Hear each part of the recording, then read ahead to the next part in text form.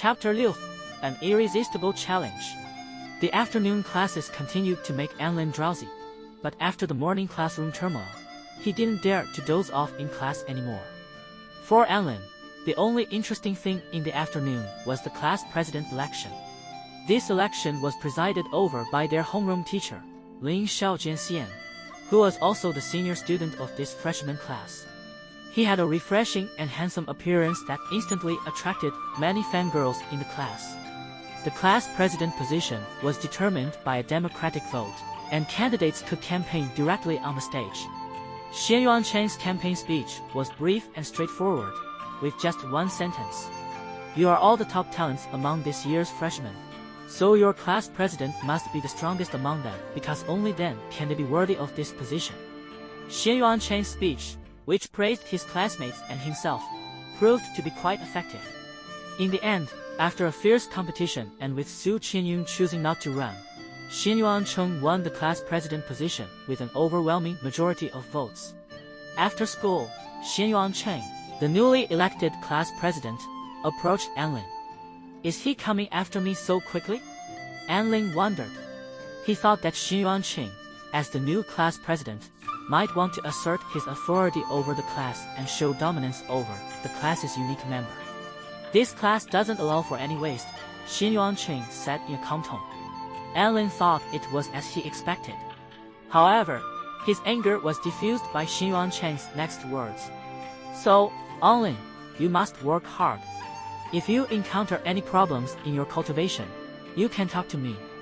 As the class president, I will do my best to help you." After saying this, Xian Yuancheng gave Anlin an encouraging smile, patted his shoulder, and then left. Anlin watched Xian Yuancheng walk away and couldn't help but feel a bit dazed. It turned out he had encountered a good class president. In the evening, Anlin continued his meditation practice. He could feel his cultivation gradually increasing, though he didn't have a specific reference to gauge his progress.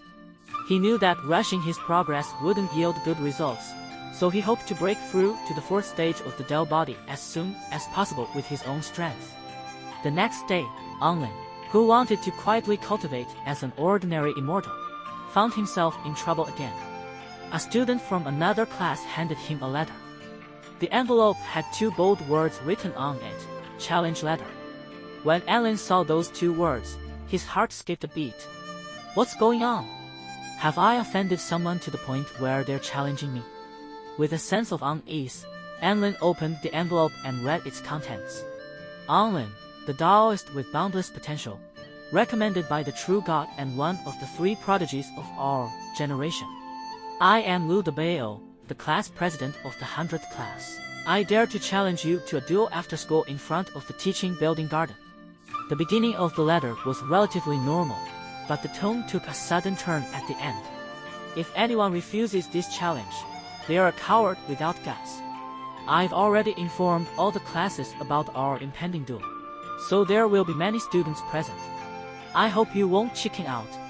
So, after school, let's not keep each other waiting." Anlin was infuriated when he read the last few lines. This Lu Debao must be out of his mind to challenge him like this.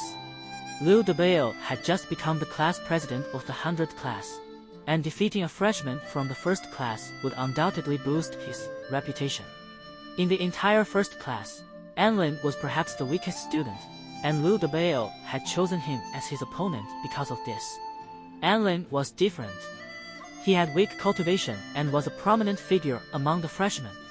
Lu Debao had shrewdly selected Anlin as his opponent, which would help him gain more recognition without breaking a sweat. This was incredibly frustrating. To become famous, some people would do anything. Even though Anlin hadn't seen Lu Debao, he'd already cursed his entire ancestry. "What's got you so angry all of a sudden?" Su Xiaolan asked with curiosity when she saw Anlin's angry expression. "I need to ask you, do you know Lu Debao, the class president of the 100th class?"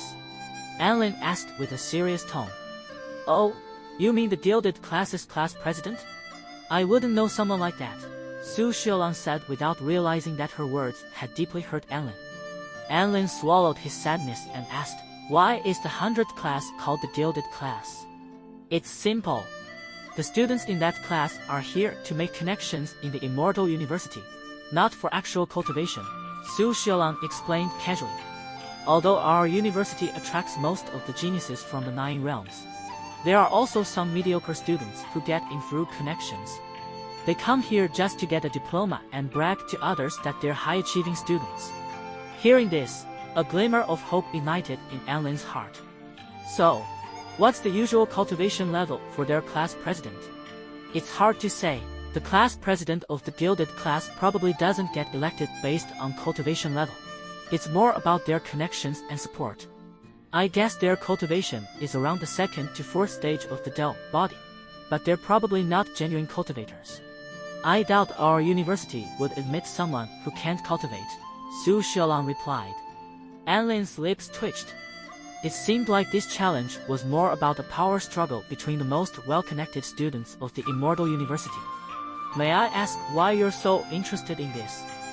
Su Xiaolang inquired. Now that Anlin had a rough idea of Lu Debao's cultivation level, he felt a surge of determination and a burning desire for victory. Su Xiaolang, don't leave after school today. I want you to witness how I trample the class president of the 100th class beneath my feet, Anlin declared with confidence.